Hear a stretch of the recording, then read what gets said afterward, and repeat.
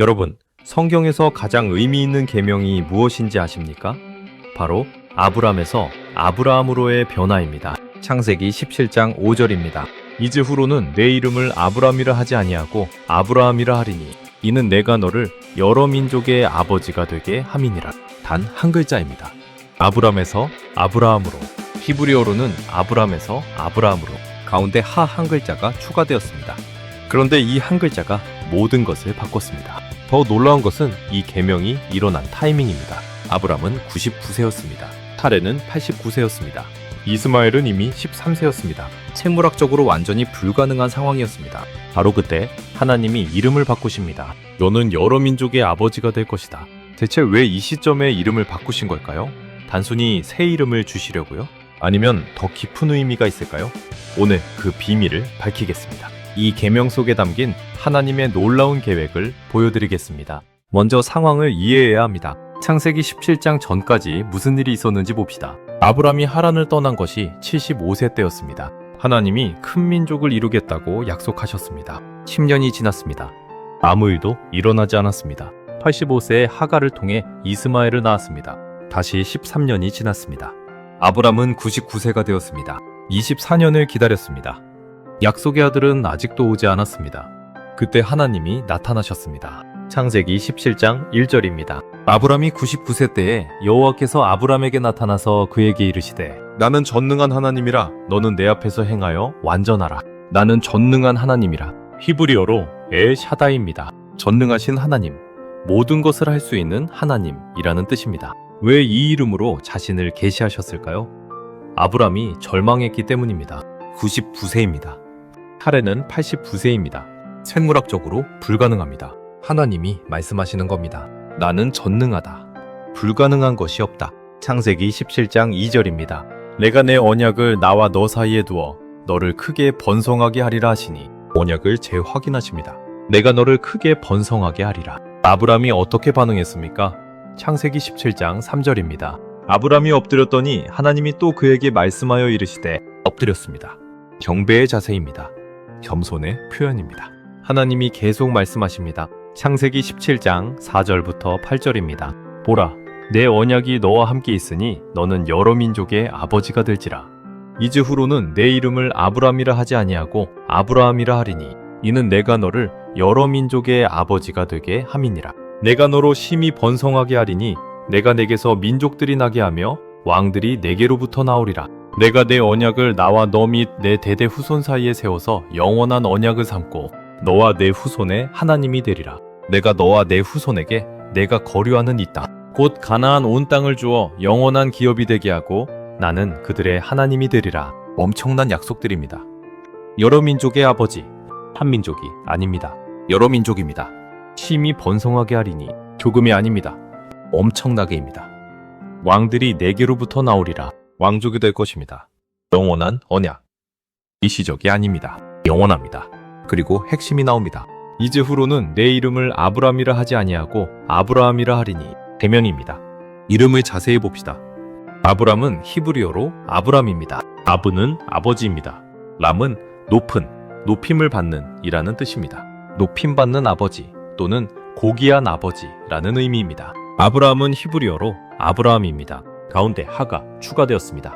아브는 여전히 아버지입니다.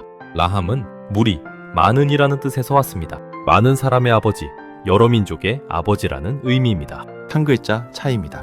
하지만 의미가 완전히 달라졌습니다. 고귀한 아버지에서 여러 민족의 아버지로, 개인적인 영광에서 보편적인 축복으로. 그런데 여기서 중요한 것이 있습니다. 추가된 하는 하나님의 이름 여호와에 들어있는 글자입니다. 하나님의 이름 일부가 아브람의 이름에 들어간 겁니다. 하나님이 자신의 이름을 나눠주신 겁니다. 신원을 공유하신 겁니다. 같은 일이 사레에게도 일어났습니다. 창세기 17장 15절입니다. 하나님이 또 아브라함에게 이르시되 내 아내 사레는 이름을 사레라 하지 말고 사라라 하라. 사레에서 사라로. 사레는 나의 공주입니다. 개인적 소유입니다. 사라는 공주, 여주인입니다. 보편적 신분입니다. 역시 하가 포함되어 있습니다. 부부 모두 하나님의 이름을 받은 겁니다. 창세기 17장 16절입니다. 내가 그에게 복을 주어 그가 내게 아들을 낳아주게 하며 내가 그에게 복을 주어 그를 여러 민족의 어머니가 되게 하리니 민족의 여러 왕이 그에게서 나리라. 사라도 여러 민족의 어머니가 됩니다. 아브라함이 반응합니다. 창세기 17장 17절입니다. 아브라함이 엎드려 웃으며 마음속으로 이르되 100세 된 사람이 어찌 자식을 낳을까? 사라는 90세니 어찌 출산하리요 하고 웃었습니다. 믿기 어려웠기 때문입니다. 100세와 90세에 아이를 낳는다고요? 하지만 이 웃음은 불신앙의 웃음이 아니었습니다. 로마서 4장 19절부터 21절을 보면 알 수 있습니다. 그가 100세나 되어 자기 몸이 죽은 것 같고 사라의 태가 죽은 것 같음을 알고도 믿음이 약하여지지 아니하고 믿음이 없어 하나님의 약속을 의심하지 아니하고 믿음으로 견고하여져서 하나님께 영광을 돌리며 약속하신 그것을 또한 능히 이루실 줄 확신하였으니 믿음이 약하여지지 아니하고 아브라함은 믿었습니다. 불가능해 보여도 믿었습니다. 창세기 17장 18절입니다. 아브라함이 이에 하나님께 아뢰되 이스마엘이나 하나님 앞에 살기를 원하나이다. 이스마엘을 생각합니다. 이스마엘로 충분하지 않습니까? 애정이 있었습니다. 13년을 함께 살았으니까요. 하나님이 대답하십니다. 창세기 17장 19절입니다. 하나님이 이르시되 아니라 내 아내 사라가 내게 아들을 낳으리니 너는 그 이름을 이삭이라 하라. 내가 그와 내 언약을 세우리니 그의 후손에게 영원한 언약이 되리라. 분명히 말씀하십니다. 아니라 이스마엘이 아닙니다. 사라가 낳을 아들입니다. 그 이름을 이삭이라 하라. 이삭은 히브리어로 이츠하크입니다. 웃음이라는 뜻입니다. 아브라함이 웃었습니다. 사라도 웃을 것입니다. 그래서 이름이 이삭, 웃음입니다. 창세기 17장 20절과 21절입니다. 이스마엘에 대하여는 내가 내 말을 들었나니 내가 그에게 복을 주어 그를 생육하고 그를 크게 번성하게 할지라. 그가 12지도자를 낳으리니 내가 그를 큰 나라가 되게 하려니와 내 언약은 내가 내년 이 시기에 사라가 내게 낳을 이삭과 세우리라. 이스마엘도 축복받습니다. 하지만 언약은 이삭과 세웁니다. 창세기 17장 22절입니다. 하나님이 아브라함과 말씀을 마치시고 그를 떠나 올라가셨더라. 하나님이 떠나가셨습니다. 아브라함은 무엇을 했습니까? 창세기 17장 23절부터 27절입니다. 이에 아브라함이 하나님이 자기에게 말씀하신 대로 이날에 그 아들 이스마엘과 집에서 태어난 모든 자와 돈으로 산 모든 자, 곧 아브라함의 집 사람 중 모든 남자를 데려다가 그 포피를 베었으니 그 아들 이스마엘이 그 포피를 벤 때는 13세였고 그날에 아브라함과 그의 아들 이스마엘이 할례를 받았으며 그 집의 모든 남자, 곧 집에서 태어난 자와 돈으로 이방 사람에게서 사들인 자가 다 그와 함께 할례를 받았더라. 즉시 순종했습니다. 이날에 할례를 행했습니다. 자신도 이스마엘도 모든 남자들. 이제 핵심 질문으로 들어갑니다. 왜 하나님이 아브라함의 이름을 아브라함으로 바꾸셨을까요? 많은 사람들이 이렇게 대답합니다. 새로운 정체성을 주시려고? 맞습니다. 하지만 그것만이 아닙니다. 더 깊은 이유들이 있습니다. 첫째, 약속의 확증을 위해서였습니다. 24년을 기다렸습니다. 아직도 약속의 아들이 없었습니다. 이제 99세입니다. 불가능해 보입니다. 하나님이 재확인하시는 겁니다. 내가 반드시 이룬다. 이름까지 바꿔줄 테니 믿어라. 이름을 바꾸는 것은 언약의 표시였습니다. 민수기 23장 19절입니다. 하나님은 사람이 아니시니 거짓말을 하지 않으시고 인생이 아니시니 후회가 없으시도다. 어찌 그 말씀하신 바를 행하지 않으시며 하신 말씀을 실행하지 않으시랴. 둘째, 정체성의 변화를 위해서였습니다. 노기한 아버지에서 여러 민족의 아버지로, 개인적 영광에서 보편적 사명으로. 하나님의 계획이 아브라함 한 사람만을 위한 게 아니었습니다. 모든 민족을 위한 것이었습니다. 창세기 12장 3절을 기억하십시오. 땅의 모든 족속이 너로 말미암아 복을 얻을 것이라. 에베소서 2장 10절입니다. 우리는 그가 만드신 바라 그리스도 예수 안에서 선한 일을 위하여 지으심을 받은 자니 이 일은 하나님이 전에 예비하사 우리로 그 가운데서 행하게 하려 하심이니라. 셋째, 하나님과의 연합을 표현하기 위해서였습니다. 하나님의 이름 하가 아브라함의 이름에 들어갔습니다. 하나님이 자신의 신원을 나눠주신 겁니다. 요한복음 15장 4절입니다. 내 안에 거하라 나도 너희 안에 거하리라. 가지가 포도나무에 붙어있지 아니하면 스스로 열매를 맺을 수 없음같이 너희도 내 안에 있지 아니하면 그러하리라. 하나님 안에 거하는 것입니다. 골로새서 3장 3절입니다. 이는 너희가 죽었고 너희 생명이 그리스도와 함께 하나님 안에 감추어졌음이라. 넷째, 믿음의 시험을 위해서였습니다. 이름을 바꾸셨습니다. 여러 민족의 아버지. 그런데 아들이 하나도 없습니다. 이스마엘은 약속의 아들이 아닙니다. 사람들이 물었을 겁니다. 아브라함? 여러 민족의 아버지? 웃기는 소리. 조롱받았을 겁니다. 하지만 아브라함은 믿음으로 견뎠습니다. 로마서 4장 18절입니다. 그가 바랄 수 없는 중에 바라고 믿었으니 이는 내 후손이 이같으리라 하신 말씀대로 여러 민족의 조상이 되게 하려 하심이라. 히브리서 11장 1절입니다. 믿음은 바라는 것들의 실상이요 보이지 않는 것들의 증거니. 다섯째, 예수 그리스도를 예표하기 위해서였습니다. 아브라함은 여러 민족의 아버지가 되었습니다. 어떻게요? 예수 그리스도를 통해서입니다. 갈라디아서 3장 7절과 8절입니다. 그런즉 믿음으로 말미암은 자들은 아브라함의 자손인 줄 알지어다.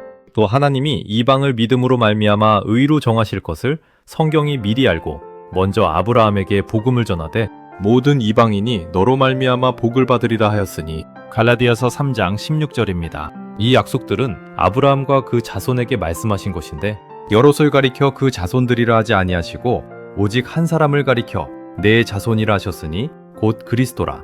예수님이 그 자손이십니다. 예수님을 통해 모든 민족이 복을 받습니다. 여섯째, 새 언약을 준비하기 위해서였습니다. 이름 변경과 함께 할례가 주어졌습니다. 할례는 언약의 표시였습니다. 골로새서 2장 11절과 12절입니다. 또 그 안에서 너희가 손으로 하지 아니한 할례를 받았으니 곧 육의 몸을 벗는 것이요 그리스도의 할례니라. 너희가 세례로 그리스도와 함께 장사되고 또 죽은 자들 가운데서 그를 일으키신 하나님의 역사를 믿음으로 말미암아 그 안에서 함께 일으키심을 받았느니라. 할례는 세례를 예표했습니다. 옛 언약은 새 언약을 준비했습니다. 일곱째, 하나님의 신실하심을 보이기 위해서였습니다. 24년을 기다렸습니다. 하지만 하나님은 잊지 않으셨습니다. 이름을 바꾸심으로써 내가 반드시 이룬다고 선언하신 겁니다. 데살로니가전서 5장 24절입니다. 너희를 부르시는 이는 미쁘시니 그가 또한 이루시리라. 히브리서 10장 23절입니다. 또 약속하신 이는 미쁘시니 우리가 믿는 도리의 소망을 움직이지 말며 굳게 잡고. 이제 이 사건이 우리에게 주는 의미를 봅시다. 첫째, 하나님은 우리에게 새로운 정체성을 주십니다. 아브라함이 되었듯이 우리도 새로운 피조물이 됩니다. 고린도후서 5장 17절입니다. 그런즉 누구든지 그리스도 안에 있으면 새로운 피조물이라. 이전 것은 지나갔으니 보라 새 것이 되었도다. 베드로전서 2장 9절입니다. 그러나 너희는 택하신 족속이요 왕같은 제사장들이요 거룩한 나라요 그의 소유가 된 백성이니 이는 너희를 어두운 데서 불러내어 그의 기이한 빛에 들어가게 하시니에 아름다운 덕을 선포하게 하려 하심이라. 둘째, 하나님의 약속을 신뢰해야 합니다. 아브라함은 99세에 여러 민족의 아버지라는 이름을 받았습니다. 불가능해 보였지만 믿었습니다. 우리도 하나님의 약속을 믿어야 합니다. 히브리서 11장 11절입니다. 믿음으로 살아 자신도 나이가 많아 단산하였으나 잉태할 수 있는 힘을 얻었으니 이는 약속하신 이를 미쁘신 줄 알았습니다. 셋째, 하나님과 연합되어야 합니다. 하나님의 이름이 아브라함의 이름에 들어갔습니다. 우리도 하나님과 연합되어야 합니다. 요한복음 17장 21절입니다. 아버지여, 아버지께서 내 안에, 내가 아버지 안에 있는 것 같이 그들도 다 하나가 되어 우리 안에 있게 하사.